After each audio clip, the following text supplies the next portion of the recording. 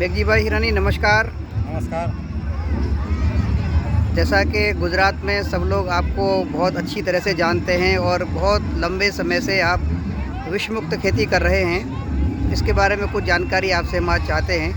मेघजी भाई, आप रसायन मुक्त खेती कब से कर रहे हैं? हम रसायन मुक्त खेती 2003 से संपूर्ण रसायन मुक्त खेती कर रहे हैं। ये प्रेरणा कहाँ से मिली आपको? ये प्रेरणा पहले तो ऐसा हुआ था कि पहले मैं अधिक रासायनिक का उपयोग कर रहा था, तो कई लोगों ने बोला कि ये सही नहीं है, तो मैं किसी की नहीं सुनी और उत्पादन बहुत कम हो गया। तो यहाँ गुजराती में कहावत है, जो वार्या नहीं वर्ता है वो हार के वापस आता है। तो इस सब से वापस आया और बाद में मनोज भाई का संपर्क हुआ। एक कच्छ में सजीव खेती मंच का एक कार्यक्रम था, उसमें मैं गया तो पता चला कि गाय आधारित कृषि में धीरे धीरे उत्पादन बढ़ रहा है और खर्च कम हो जाता है। तो वहाँ से प्रारंभ करके धीरे धीरे अलग अलग जगह पे जाके कई किसानों की मुलाकात भी की, कहीं भी शिविर अलग अलग जगह पे शिविर भी की और धीरे धीरे राष्ट्रीय स्वयंसेवक संघ में भी जुड़ा, तो वहाँ से भी कई बहुत सारी जानकारी प्राप्त हुई। तो ऐसे अलग अलग जगह पे जानकारी प्राप्त करके प्रारंभ किया। तो ये जो खेती आप कर रहे हैं, इसमें जो आपका उत्पादन है वो रसायन वाले जो खेती करते हैं लोग, उसके बराबर आता है या उससे कम आता है, ज़्यादा आता है? कैसा अनुभव है आपका? जी, अनुभव ऐसा रहा कि जब मैं प्रारंभ किया तब बहुत सारी दिक्कतें सामने आई, तो उत्पादन भी कम हो गया और कोई ऐसी अभी जो तो कई सारी ऐसी जीवामृत, अमृत पानी, अमृत माटी, कंपोस्ट खाद, ऐसे बहुत तरीका उपलब्ध है, तब उपलब्ध नहीं था। तो प्रारंभ में बहुत सारी दिक्कत आई और थोड़ा उत्पादन कम आया, बाद में धीरे धीरे उत्पादन बढ़ा। तो अभी तो पिछले लगभग 8-9 साल से रासायनिक खाद से जो हम खेती कर रहे थे उससे भी अधिक उत्पादन मिल रहा है। और अच्छी बात सामने वो आई कि हम अच्छी तरह से अच्छी मात्रा में कंपोस्ट खातर करके, गाय का गोबर का कंपोस्ट करके डाल रहे हैं। बाद में एक भी स्प्रे की ज़रूरत नहीं है।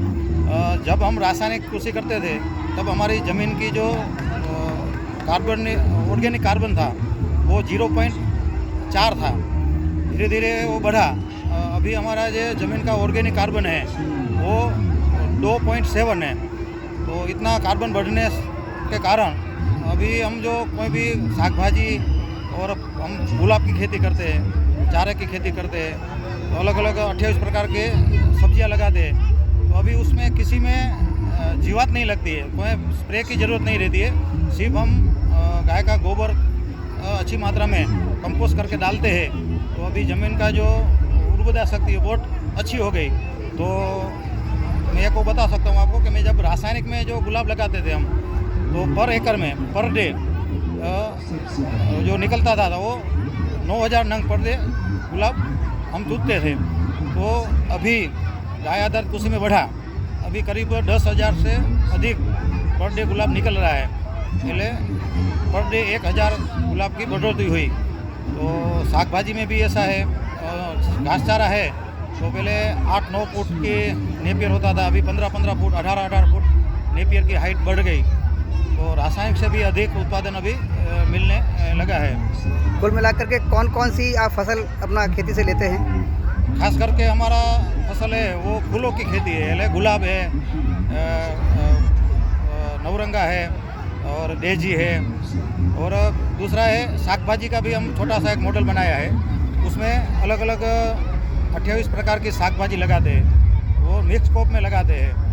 और एक अभी एक नया प्रयोग साग भाजी में हमने राघवन जी जो हमारे अखिल भारतीय गौ सेवा के प्रशिक्षण प्रमुख है, उसने एक बताया था, वो तरीके से हमने वो साग भाजी किया तो इतना बढ़िया रिजल्ट मिला। इतना आधा एकड़ में साग भाजी है, तो हर मास में हम हमारा परिवार खाते हैं, अगल बगल के हमारे पड़ोसी भी वो खाते हैं। और बाद में जो बचता है वो हमारे गाय आधारित खेती का अंजार में एक मार्केट लगता है, उसमें हम बिक्री करते हैं। तो हर मास आधा एकड़ में से 50,000 का साग भाजी बिक्री होता है। तो पशुपालन में कितने पशु आपके पास हैं और कौन कौन से पशु हैं? हाँ, हमारे पास खास करके देसी गाय जो यहाँ गुजरात की और खास करके कच्छ की कांकरेज गाय है, वो हमारे पास अभी 50 गाय कांकरेज नस्ल की रखी है। इसके अलावा खेती के अलावा कोई और आपका आय का स्रोत है क्या? हाँ, हमारे 4 एकड़ के कृषि है और दूसरा हम 5 एकड़ भूमि है वो किराए पे रखी है। और सबसे अभी जो मुख्य हमारा व्यवसाय है वो गोबर का है। गाय जो हमारे छोटे बड़े 50 गाय गौवंश है, उसमें से जो गोबर आता है वो गोबर की हम लगभग कुल मिला के पंचगव्य उत्पादन और गोबर उत्पादन कुल मिला के 150 प्रोडक्ट हम बनाते हैं। और एक गाय का सालाना गोबर 1 लाख में ऐसी प्रोडक्ट बना के बिक्री होता है अभी। तो आप भारत के किसानों को और ख़ास तौर से जो गाय पालने वाले किसान हैं उनको क्या संदेश देना चाहेंगे? हम सब भारतवासियों को वो संदेश देना चाहेंगे कि जो सफल कृषि करनी है तो गाय अनिवार्य है, और गाय और देसी गाय और कृषि को जो जोड़ा जाए, इसका गोबर गौमूत्र का अच्छी तरह से और समझकर और वैज्ञानिक तरीके से जो कृषि में उपयोग किया जाए तो उत्पादन बढ़ेगा।